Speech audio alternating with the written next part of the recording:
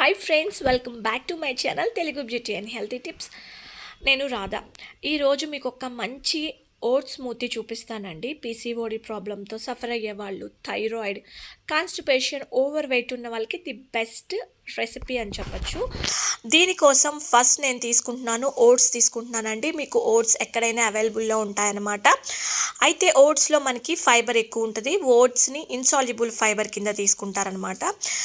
ఈ ఫైబర్ తీసుకోవటం వల్ల మనకి కాన్స్టిపేషన్ ప్రాబ్లం ఉండదు. ఓవర్ వెయిట్ని తొందరగా మనం రెడ్యూస్ చేసుకోవచ్చు.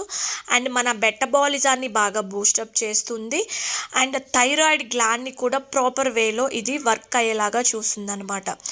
ఫస్ట్ పీసీఓడి ఉన్న వాళ్ళకి ఫైబర్ కన్జంప్షన్ ఎక్కువగా తీసుకోవాలండి. దానికోసం మనం ఖచ్చితంగా మీ బ్రేక్ఫాస్ట్లో ఇడ్లీని, దోశని స్కిప్ చేసి ఇటువంటి స్మూతీస్ ట్రై చేయండి.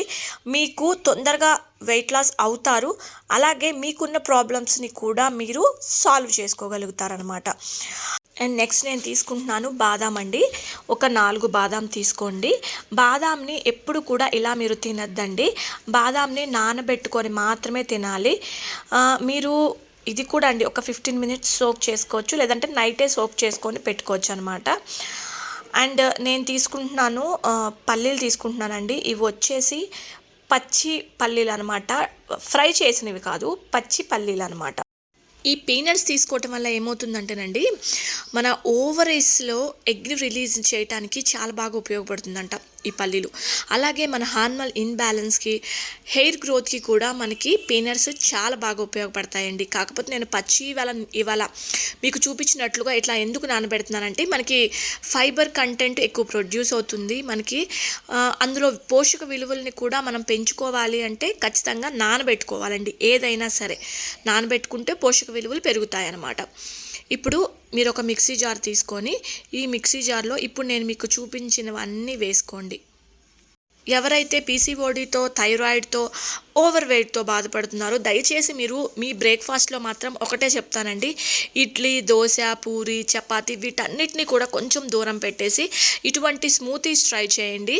మీకు ఉన్న ప్రాబ్లమ్స్ని మీరు ఈ ఫుడ్ ద్వారానే కంట్రోల్ చేసుకోవచ్చు అనమాట.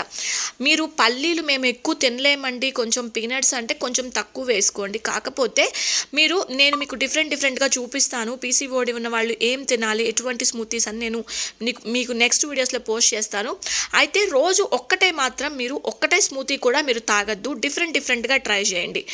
ఇది ఒకరోజు ట్రై చేయండి, లేదంటే రోజు మార్చి రోజు ఒకటి ఒక డే ఆఫ్టర్ డే అలా ట్రై చేయండి. కానీ ప్రతిరోజు ఒక్కటే మాత్రం ట్రై చేయొద్దు.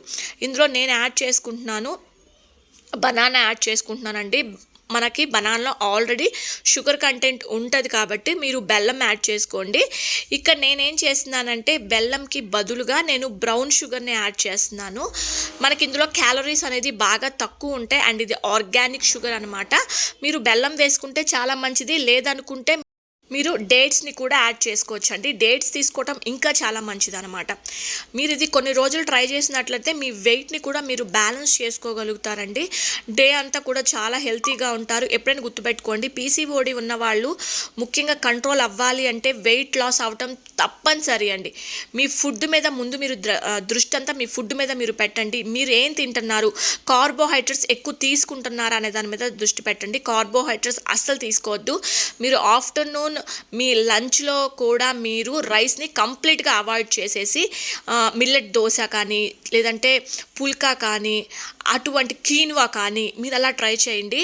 మీకు మంచిగా రిజల్ట్ అనేది బాగుంటుంది. ఇది కూడా మీరు ట్రై చేయండి, అమేజింగ్గా ఉంటుంది. మనకి టేస్ట్ కూడా తాగటానికి చాలా ఎమ్మీగా ఉంటుంది అనమాట. చాలామంది చేసే తప్పులు ఏంటి అంటే, పీసీఓడి ఉన్న వాళ్ళు బ్రేక్ఫాస్ట్ని చాలామంది ఎక్కువగా తీసుకుంటూ ఉంటారు.